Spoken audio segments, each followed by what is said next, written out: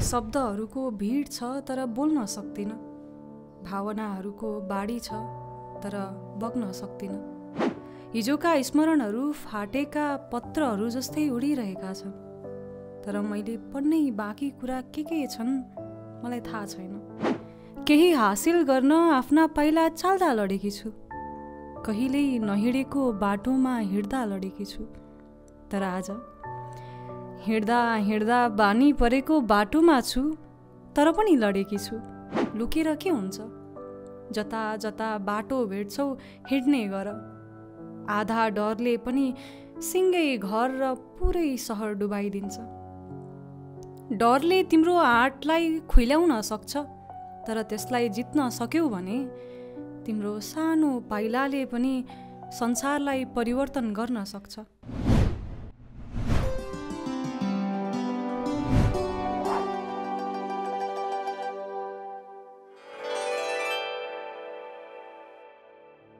आज म भेटिएकी छु त्यतै कतै जहाँ म वर्षौँ पहिले हराएकी थिएँ। मेरा रहरहरूले आफैभित्र आफूलाई उमारेका छन्। मेरा रहरहरूले आफैभित्र आफूलाई उमारेका छन्। थाहा छैन मरेर गएकालाई अल्झाएर मैले के हासिल गर्ने। भित्री आँखा उगारिनु कहाँ हो कहाँ हेराइ पनि भासिएको छ। लवजमा उतार्न सक्दिनँ म, के भन्दैछु पनि थाहा छैन। हातहरू स्थिर छन्, औँलाहरू चलिरहेछन्। आँखा मात्र हेर्छ हेर्छ अनि हेर्छ। सोचेको त मस्तिष्कले हो, मस्तिष्कलाई सोचेको मैले हो जस्तो लाग्छ। शरीर चलिरहेको छ तर पनि स्थिर देखिन्छ। शरीर चलिरहेको छ तर पनि स्थिर देखिन्छ। आफै भित्रको खण्डहरमा घुमिरहे जस्तो लाग्छ, जहाँ भत्किएका चाहनाहरूको धुलो उडिरहेको छ। शब्दहरूको भिड छ तर बोल्न सक्दिन, भावनाहरूको बाढी छ तर बग्न सक्दिन। आफ्नै छायाले पछ्याइरहेको जस्तो लाग्छ। अस्तित्वको कुनै भित्तामा म चित्र झै झुन्डिएकी छु, न पुरा वास्तविक न मात्र कल्पना। समय बगिरहेको छ, समय बगिरहेको छ। हिजोका स्मरणहरू फाटेका पत्रहरू जस्तै उडिरहेका छन्, तर मैले पढ्नै बाँकी कुरा के छन् मलाई थाहा छैन। आज म भेटिएकी छु, तर आफैसँग हो कि समयसँग, या केवल कुनै अधुरो प्रतिबिम्बसँग।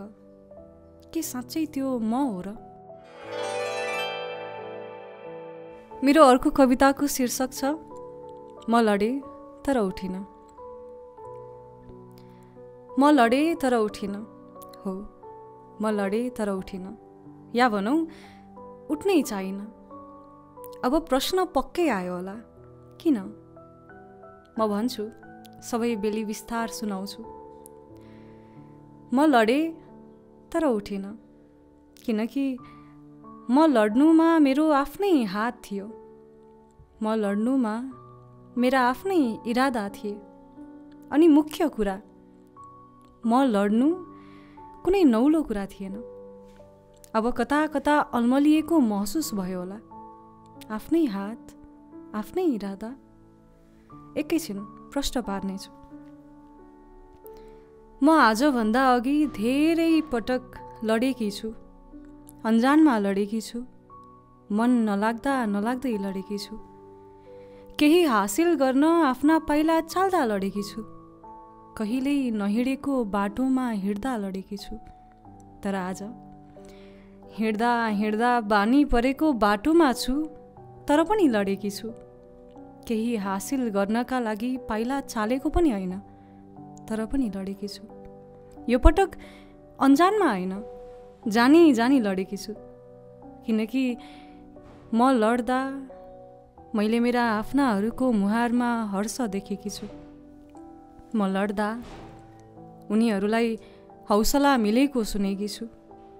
म लड्दा मैले उनीहरूले जितको उत्सव मनाएको देखेकी छु, मनबाटै रमाएको देखेकी छु।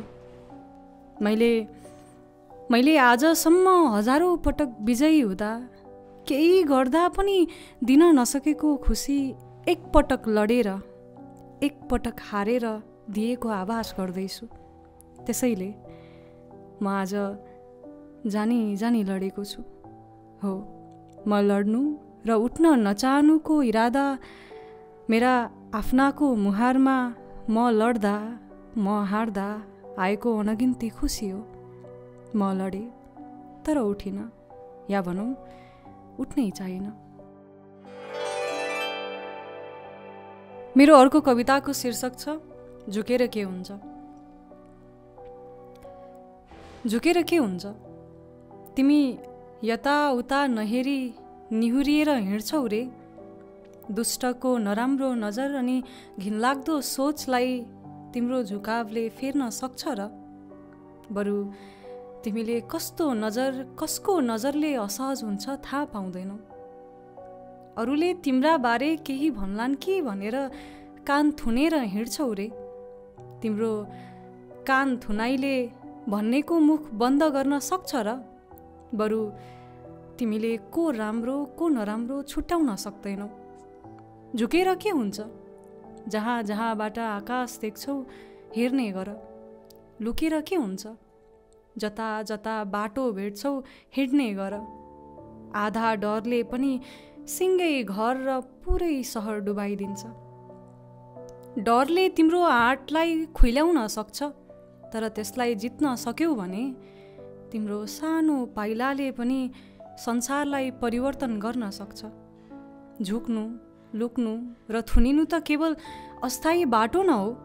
साँचो साहस त तब देखिन्छ जब तिमी आफ्नो डर, कमजोरी र असहजतालाई स्वीकार गर्दै पनि अगाडि बढ्छौ।